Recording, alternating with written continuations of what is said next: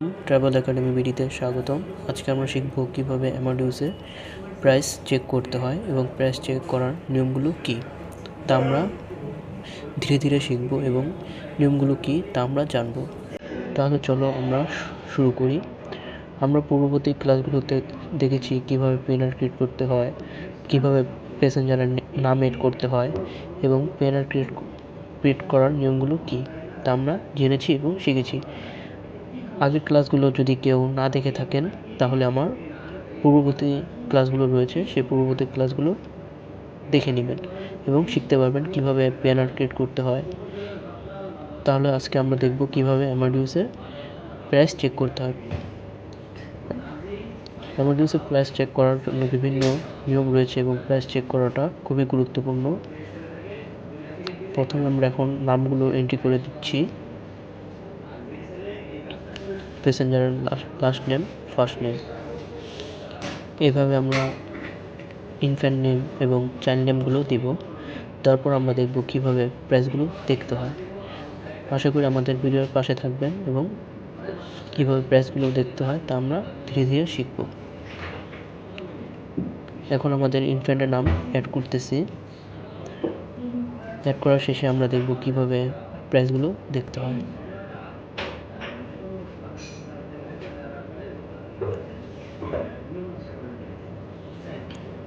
ধন্যবাদ আমাদের পাশে থাকার জন্য এবং আগের ক্লাসগুলো যদি কেউ না দেখে থাকেন অবশ্যই আমার চ্যানেলটা সাবস্ক্রাইব করে আগের ভিডিওগুলো দেখবেন।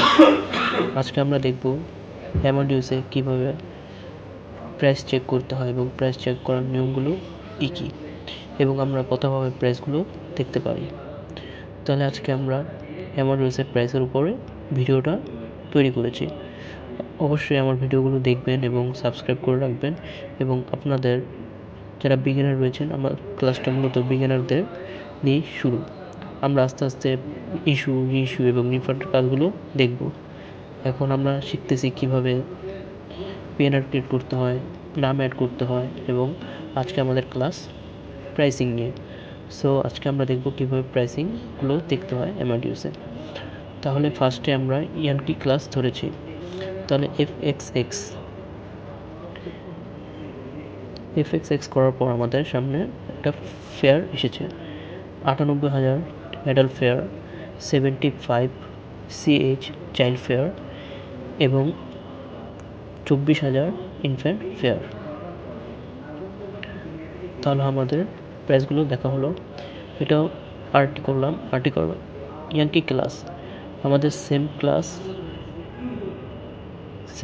এবং সেম ক্লাসের ফেয়ার দেখার জন্য আমরা যেই ক্লাসটা ধরেছি এবং সেই ক্লাসের ফেয়ার দেখার জন্য এফএক্সএক্স, আমরা ইয়ানকি ক্লাস ধরেছি, ইয়ানকি ক্লাসের ফেয়ার।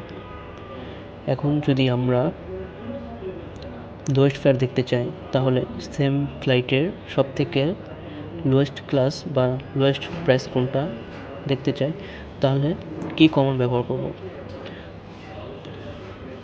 সেম ফ্লাইটে সেম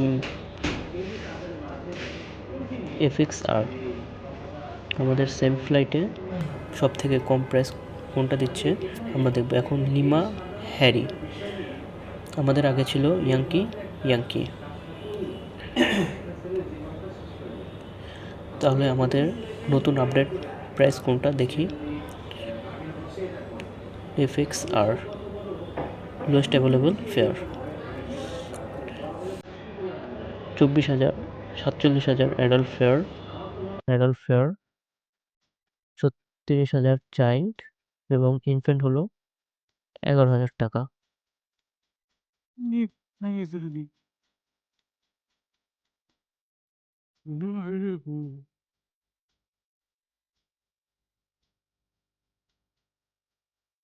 34,295 বেস ফেয়ার এবং 13,209 ট্যাক্স।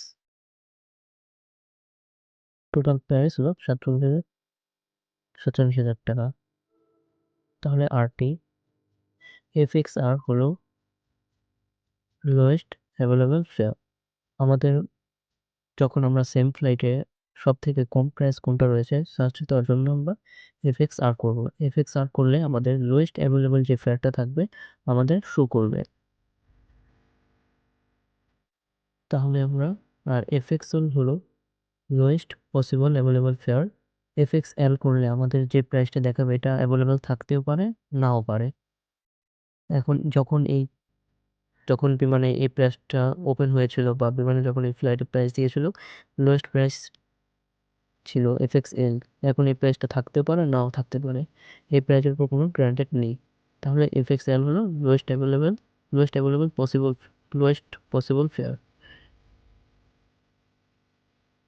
তাহলে আমরা FXL লোয়েস্ট পসিবল প্রাইস, এই ফেয়ারটা থাকতেও পারে, নাও পারে। আশা করি আপনারা বুঝতে পেরেছেন। এখন লোয়েস্ট অ্যাভেলেবল প্রাইস হলো FXR করলে আমাদের সব থেকে লোয়েস্ট অ্যাভেলেবল প্রাইসটা দেখাবে। এখন যদি আমরা প্রাইসটা সেভ করতে চাই তাহলে আমরা কিভাবে সেভ করব? আমরা প্রাইস দেখেছি কিন্তু আমরা প্রাইসটা সেভ করিনি। প্রাইস সেভ করার জন্য আমাদের কমান্ড হবে ফাদার এক্সরে পিটার প্রাইস সেভের কমান্ড। ये आदमी ने स्ट्रैटेजी ऐसी আমি অ্যাকশন টেনে না দিই। তাহলে আমরা FXP করার পর আমাদের প্রাইসটা সেভ হয়েছে কিনা তার জন্য আমরা TQT করব।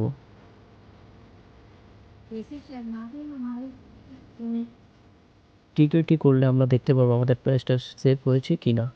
তাহলে প্রাইসটা সেভ হয়েছে কিনা দেখার জন্য TQT। এখন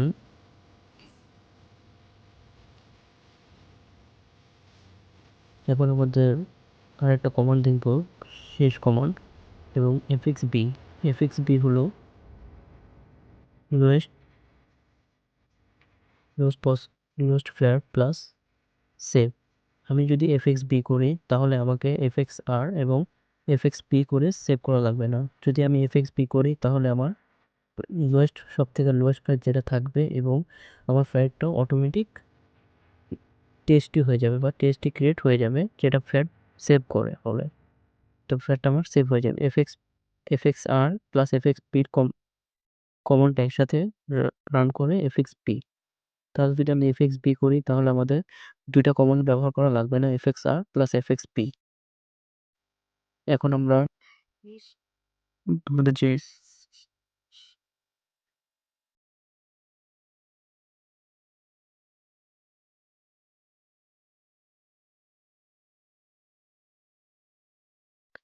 যে প্রাইসটা সেভ করেছিলাম সেই প্রাইসটা আমরা ডিলিট করব।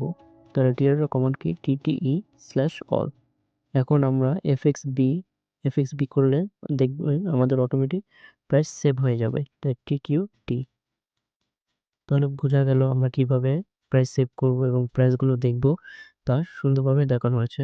Thank you.